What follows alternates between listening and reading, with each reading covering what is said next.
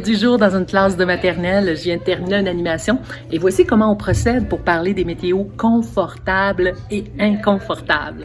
Donc, qu'est-ce qui est intéressant, c'est qu'ici, on voit nos météos confortables. Mathéo est dans sa petite doudou. Ici, c'est les météos neutres. Ça veut dire qu'on n'est pas tant confortable, mais pas tant inconfortable non plus. Mais ici, on se sent dans une météo inconfortable. Comment on fait pour ressentir confort, inconfort, neutre? C'est que c'est les sensations corporelles que nous avons dans notre corps selon les météos intérieures. Alors, comment on a fait? C'est que chaque enfant venait pointer sa météo intérieure, puis ensuite, on rajoute de l'information. Je me sens dans le confort, je me sens dans le neutre ou je me sens dans l'inconfort. Donc, cette façon de faire est super simple. Ça aide les enfants, en fait, à être plus conscients de leur état intérieur, mais aussi de la conscience corporelle.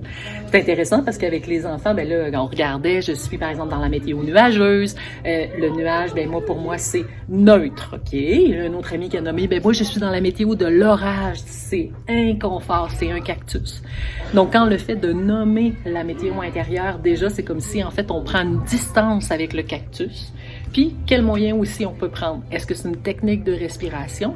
Alors, c'est ce qui est intéressant, c'est qu'on a tout notre petit mur ici qui nous aide à avoir nos ressources. Alors, je vous amène voir le petit mur de Madame Josée dans sa classe. Donc, voici comment on procède. Météo intérieure, petite, moyenne, grande émotion. Est-ce que je suis confort, inconfort? Puis ensuite de ça, je pourrais aller choisir ma technique de respiration. Laquelle je peux faire? La respiration du petit doigt, la respiration du ballon, la respiration des 5 doigts. Le secret de la météo intérieure, c'est la répétition. C'est extrêmement simple, mais si on répète jour après jour, les enfants, ça devient pour eux une habitude de vie. De reconnaître leur météo intérieure, mais aussi de nommer cette météo-là, mais aussi de prendre conscience, est-ce qu'elle est confortable, inconfortable, neutre? Puis ensuite de ça, ça me permet en fait d'avoir les outils. Quels moyens je peux prendre quand je suis dans une météo inconfortable?